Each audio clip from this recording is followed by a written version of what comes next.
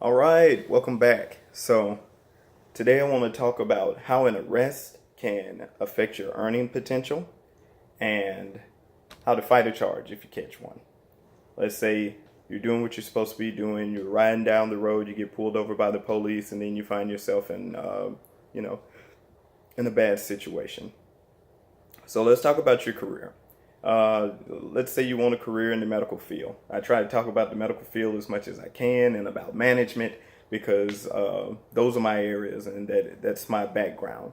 Uh, so if you're working in the medical field, a drug charge or a violent offense charge that results in a felony conviction can prevent you from employment even before you can even get an interview simply by marking yes. A lot of these jobs will automatically deny you. A lot of jobs that aren't medical can also do the same thing.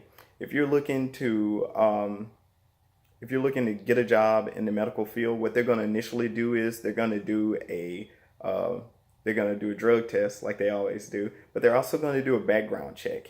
And a lot of employers do a annual background check every year on their employees. And even if they don't do the background check, what they'll do is they'll have you sign a form saying that basically nothing has changed with you, that you haven't gotten any felonies, that whatever license that you use, let's say you're a registered nurse, you're RN, that your license to practice has not been suspended, or that you haven't been arrested for, drugs or alcohol or domestic violence or whatever it is. Even if they don't check right then, let's say something online down the road happens and then you end up getting in trouble, it ends up looking bad on the company can then pull that paperwork where you sign annually and said that you haven't done anything that could basically negatively impact the company's public appearance,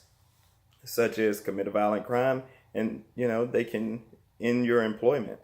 As far as management goes, if you're looking for a career in management, then a lot of companies will not hire you if you have a violent offense, and that could be assault, battery, domestic violence. Any of those sorts of charges can go can make it where you're unemployable, or at least by that employer. So if you have these sorts of things in your background, then you want to make sure that you address those. And there are a couple of things that you can do to prevent that from happening and make it where you can retain your earning potential. And those are the things that I want to talk about in this video. So if you get arrested, get a lawyer. Do not go with a public defender unless you absolutely have to.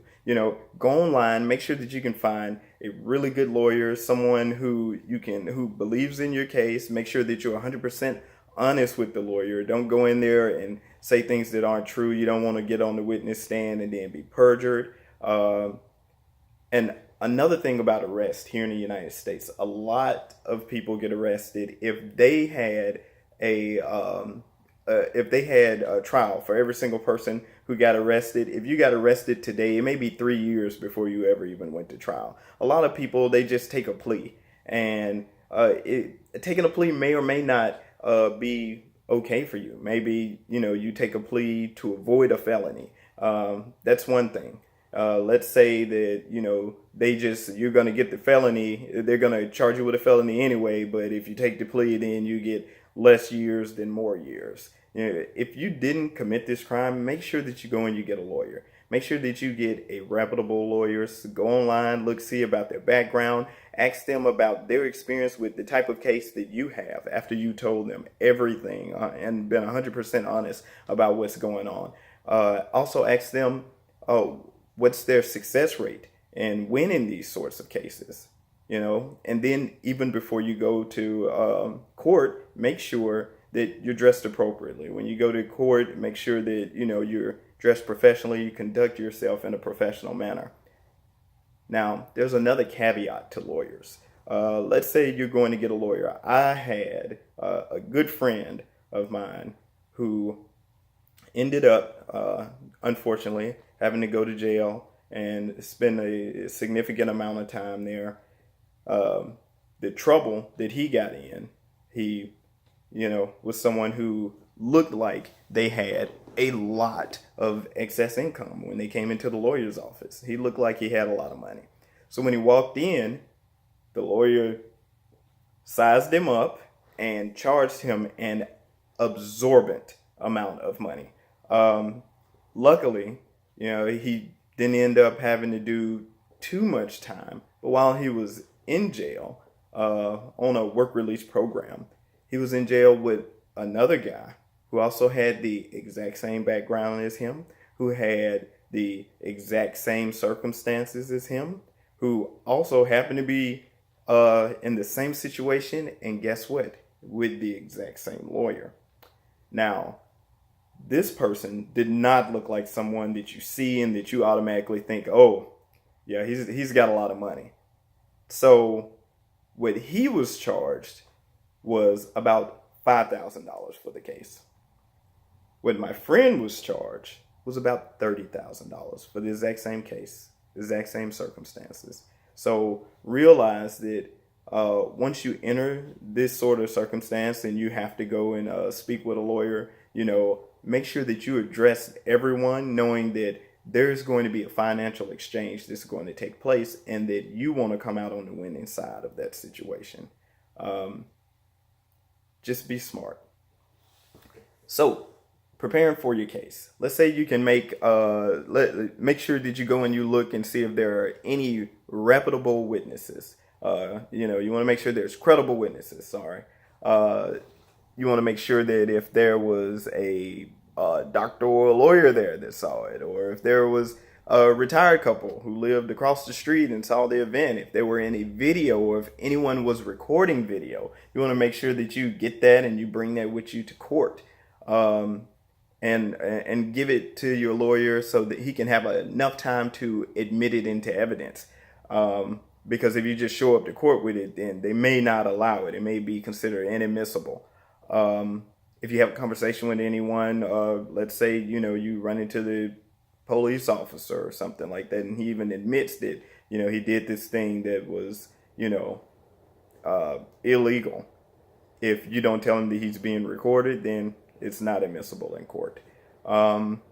If you can go and let's say you have a traffic violation and they're saying that, you were speeding and you weren't speeding or whatever it was. Let's say that the road conditions or the track that you took to and from where you were going when the event happened can be repeated, because that's going to be a key piece of evidence in the case. You want to make sure that you make a video and you go along that same track so that the people in the jury can have a good understanding of exactly what happened, and this can prevent certain lies that the prosecution may tell, or it could also just increase your likelihood of being able to win, because maybe there's something in the video that conflicts with what the police report says. Courses of action if you lose. You can also, if you're young enough, you can plead youthful offender. You can try to get it expunged from your record, although this can take time. So you have to be careful. And I think sometimes it may be expunged on a local level, but then when they do a background check, it may still come back with the state or with the federal government. So you have to make sure that if the event is expunged from your record, that it's fully expunged, so that you'll be free to pursue employment, and that this won't be something that comes up in your background. Trying to think what else. I feel that I probably should tell you some of the reasons why I chose this video. I personally, I've had not only myself on more than one occasion been pulled over by the police and had guns pulled on me. Even when I wasn't doing anything wrong, I had one police officer who said that I was driving recklessly and that I was speeding and that I took a turn through a red light while speeding, and that was his reason for pulling me over. And he said I did all these things that I didn't do. I went to court, and I was able to prove that I didn't do them. I also made a video, and I took it to court with me. It was extremely helpful. One of the best things that happened is that one of the guys that was in the jury was deaf, and when they were doing jury selection, this guy who had the little thing on his ears called a cochlear implant, they had to have a special box brought out so that he would be able to hear in the court case. I was so worried because I was like, I'm going to sit here, and I've been going to school forever. I think at that point I'd probably been in school for like 8 or 9 years for various things. And I was so worried that they're going to have this guy on the jury who can't even hear the case. And the police officer got on the stand, and he perjured himself. And when he perjured himself, the guy who was deaf and that was on the jury just so happened to live in the same neighborhood as me. I'd never ever met him before. I'd never seen him. And he said really loudly, "You can't do that," when he said that I made a turn doing like 60 miles per hour or something like that, because it was physically impossible at that location.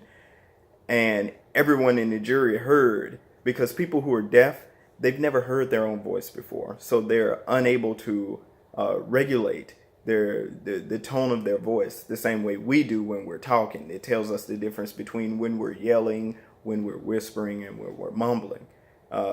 In that circumstance, that was something that saved me, because I knew that I wasn't lying, but I know that from appearance, for a lot of people, I am not as credible as a police officer, especially when they come to court in uniform.